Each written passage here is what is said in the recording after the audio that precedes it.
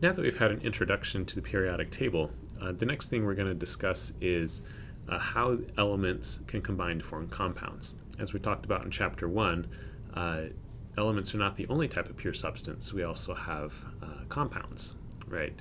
And then, of course, we have mixtures beyond that. And we'll focus a lot in this class on thinking about what are called molecular and ionic compounds, and that's what we're going to introduce in this video. And so the idea of molecular and ionic compounds are that there are different types of compounds that can form. So let's start with what we mean when we say a molecular compound. A molecular compound is something that is made, typically it's a combination of nonmetals or metalloids.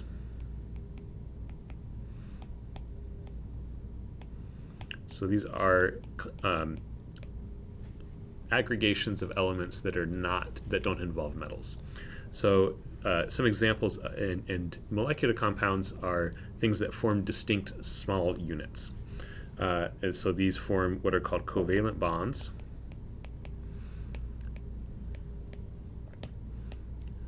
And they form distinct molecules, which is where the name molecular compounds comes from. And so if we're thinking about, say, just two types of elements coming together, say something like hydrogen and oxygen, which are both nonmetals on the periodic table. One molecular compound that I think we're all familiar with is H2O, with two hydrogens and one oxygen, water. And we can represent this as one hydrogen with bonds to one oxygen with bonds to two hydrogen atoms. These lines here, we'll learn more about this sort of drawing much later in the class, but this represents a bond, something that holds these atoms together. And if we zoom in on a glass of water, if we were able to zoom in far enough, what we would see is a bunch of these molecules all right next to each other, all distinct, but interacting with each other. But you'd be able to identify individual molecules within that compound. And so other examples of molecular compounds are something like two oxygen atoms together makes O2, carbon dioxide, CO2, and we'll learn more about how we name these in the next few videos. In contrast, ionic compounds, let me just move this over so I have some space to write. Ionic compounds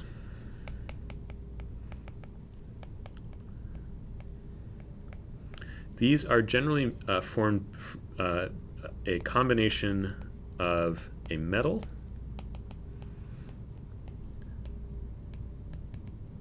plus a nonmetal.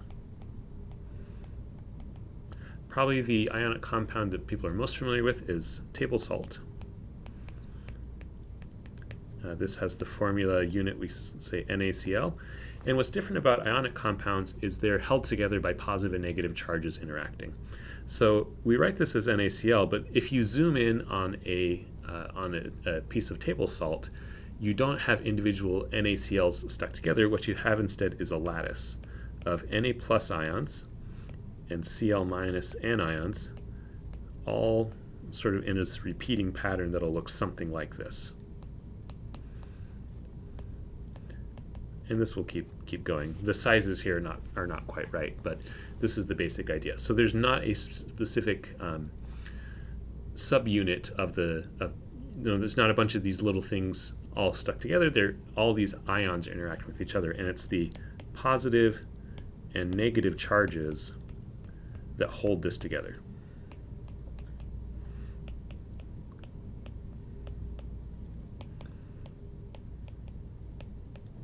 Now, because there are not specific small molecules that we can look at, for ionic compounds, this formula here we call the formula unit, whereas in water or something like this, the molecular formula.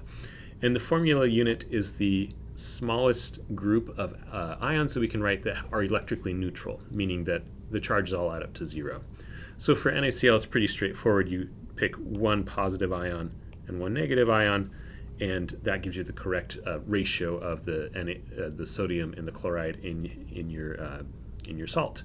But say we have something like calcium chloride, which has the formula unit of CaCl2.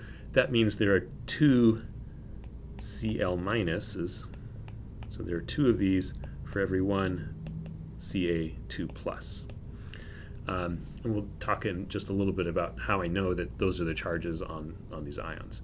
But that's the difference from molecular and ionic compounds. Is molecular compounds are made from covalent bonds and have individual distinct units called molecules.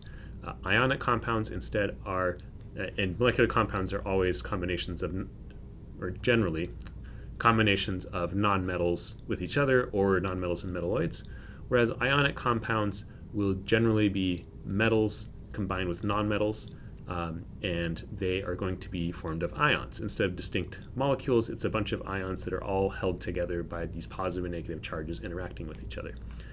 Now, a more sort of pictorial representation, let me get rid of that line. I was trying to drag my mouse down here. Here we go.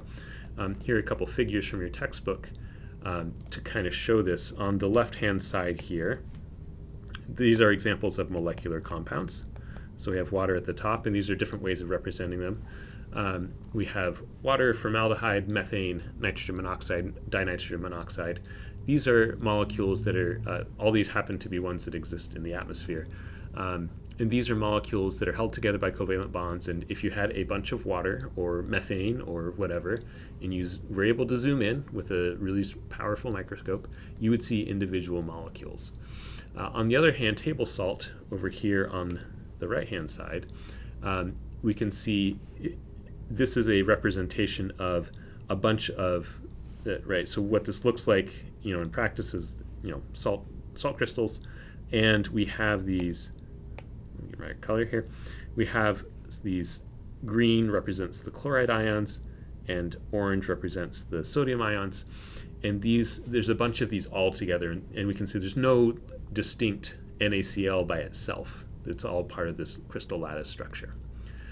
And so we will continue talking about ions in the next video.